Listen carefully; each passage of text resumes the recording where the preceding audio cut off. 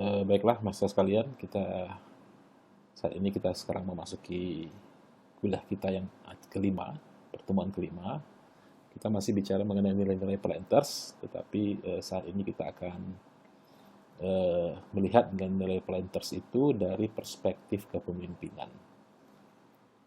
Baik, kita mulai. Jadi nilai-nilai Planters dari perspektif kepemimpinan.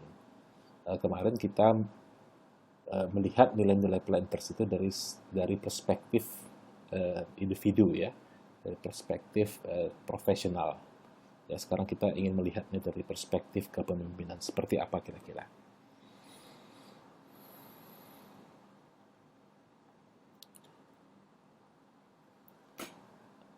Dulu di semester-semester sebelumnya kita pernah membahas mengenai kepemimpinan ya, dalam mata kuliah manajemen dan kepemimpinan. Ya, kita sudah melihat bahwa kepemimpinan itu adalah memimpin atau mengarahkan atau mengatur orang ya. Dan kita tahu bahwa memimpin atau mengarahkan atau mengatur orang itu istilahnya gampang-gampang susah ya. Kenapa? Karena bawahan sering punya pendapat, mereka sudah punya pengalamannya masing-masing, kematangan jiwa mereka juga berbeda-beda, kemauannya juga macam-macam ya. Kemampuan dari para bawahan juga berbeda-beda ya, kapabilitasnya, kompetensinya. Bahkan ya, tidak mustahil itu kadang-kadang lebih baik dari pemimpinnya sendiri ya. Ketika anak buah itu adalah orang-orang yang ahli di bidangnya dan sudah lebih berpengalaman ya.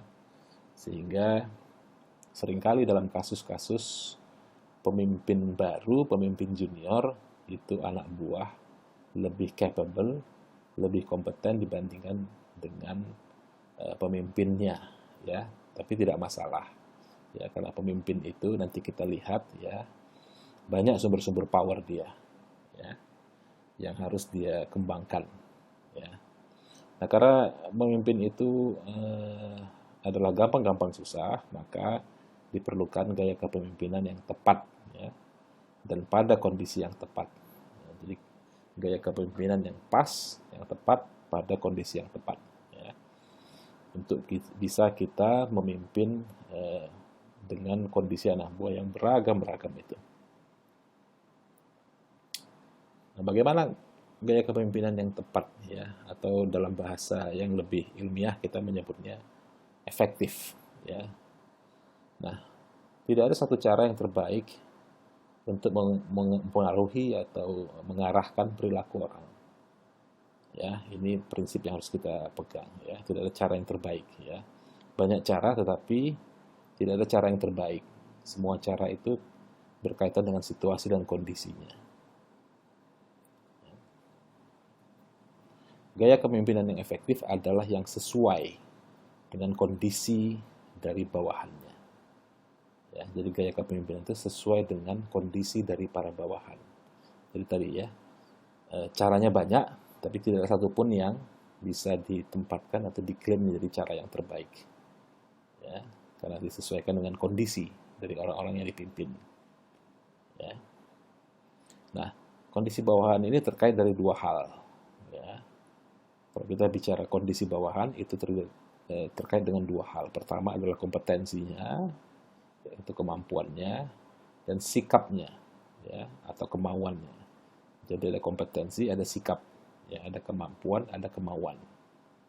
Nah, ini dua hal yang harus kita pertimbangkan dalam kita memilih atau menentukan gaya kepemimpinan yang akan kita terapkan, ya. Nah, kalau kita lihat ya, dua variabel tadi, ya, kemauan dan kemampuan, bisa kita tata di dalam matriks ini, ya, dalam matriks sebagai berikut ini. Ya, dari sisi ini adalah kemampuannya, ya, dan dari sisi adalah kemauannya, ya. Nah, ada bawahan itu yang tidak mau dan tidak mampu. Tetapi ada bawahan itu yang mau tetapi tidak mampu. Jadi kemauannya ada, tapi kemampuannya tidak ada. Ada yang tidak mau tetapi mampu. Dia punya kemampuan tetapi dia tidak memiliki kemauan, tidak termotivasi, ya, tidak terdorong ya untuk melakukan. Dan ada ini yang kita harapkan adalah memiliki kemauan sekaligus memiliki kemampuan. Ya, kemauan dan kemampuan. Ya. Tentu yang kita harapkan adalah kotak yang warna biru ini ya. Jadi kompetensinya ada, ya, sikapnya juga bagus. Ya, kalau kita tata ke dalam matriks seperti ini. Nah, tugas seorang pemimpin adalah mengenali ya, kondisi dari bawahannya. Ya, bawahan kita itu yang mana nih tipikalnya, yang tak mau dan tak mampu, atau mau tapi mampu, mau tapi tak mampu, tidak mau tapi mampu, mau dan mampu, ya, mengenali kondisi bawahannya dan memberikan treatment kepada bawahan sesuai dengan kondisinya, ya. Jadi treatment itu kepada kemauan dan treatment kepada kemampuan ini berbeda. Ya, sedikit saya jelaskan lagi matriks tadi. Ya, hal-hal yang berkaitan dengan kemauan, ya, sikap, treatmentnya tentu adalah ya bimbingan, ya kan, pendekatan, ya, bagaimana membangun motivasinya. Ya, kalau berkaitan dengan aspek kemampuan, ini tentu adalah ya pengajaran, ya, pelatihan, ya, bagaimana kita membimbing. Ya, di sini kita bicara mengenai coaching, counseling, dan mentoring. Ya. Itu nanti akan kita jelaskan mengenai itu ya, di kesempatan yang lain. Ya. Jadi itu adalah tugas atasan, ya, berkaitan dengan tipikal dari bawahan ini. Ya. Nah, bila ingin sukses dalam memimpin, maka ada 6 hal yang harus kita kenali. Pertama, kita harus mengenali diri kita sendiri. Ya, kenalilah dirimu sendiri. Ya. Kita harus paham betul. Ya. Kita itu siapa, dan termasuk kita juga dalam matriks tadi itu termasuk pemimpin yang seperti apa. Ya. Apalah kita ini pemimpin yang berkemampuan dan berkemauan. Ya, jadi termasuk pemimpin sendiri adalah bagian dari matriks itu.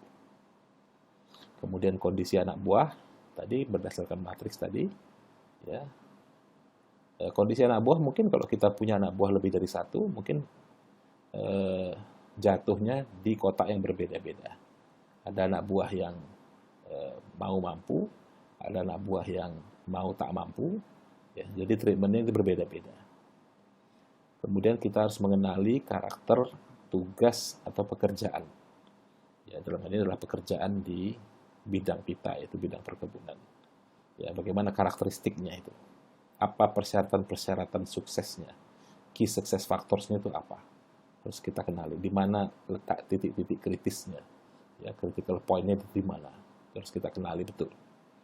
Ya, kemudian apa tujuan dan kebutuhan dari organisasi? Kita harus sadar betul. Ya, apa sih yang dibutuhkan oleh organisasi dan apa tujuan dari organisasi? Apa visi misinya? Apa sasarannya, targetnya, dan seterusnya.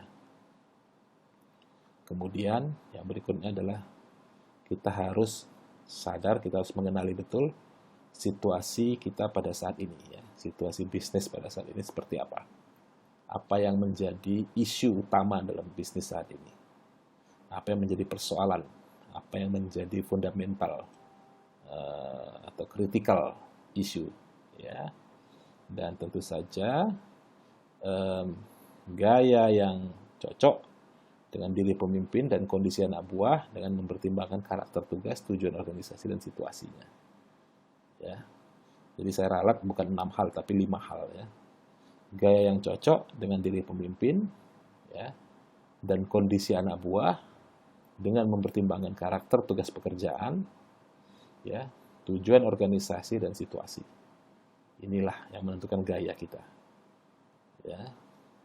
Nah, diri sendiri, ya, seberapa jauh kita mampu. Ya, kondisi anak buah tadi yang matriks tadi, ya. Karakter tugas pekerjaan, ya. Apakah tugas pekerjaan kita ini sedang berada dalam tugas pekerjaan yang stressful atau dalam kondisi yang normal, ya. Kalau kita sudah bicara pada saat-saat tertentu itu ada tekanan-tekanan untuk mencapai target atau sasaran, berarti karakter tugas atau pekerjaannya adalah sedang dalam tingkat stres yang tinggi. Ya, nanti gaya kepemimpinan yang kita pilih juga harus hati-hati. Ya, kita tidak bisa menggunakan gaya yang tegas keras dalam situasi yang seperti itu. Maka yang terjadi nanti adalah konflik. Ya. Kemudian tujuan atau kebutuhan organisasi, ya, dan situasi pada saat ini. Inilah nanti menentukan gaya apa yang tepat untuk memimpin. Nah,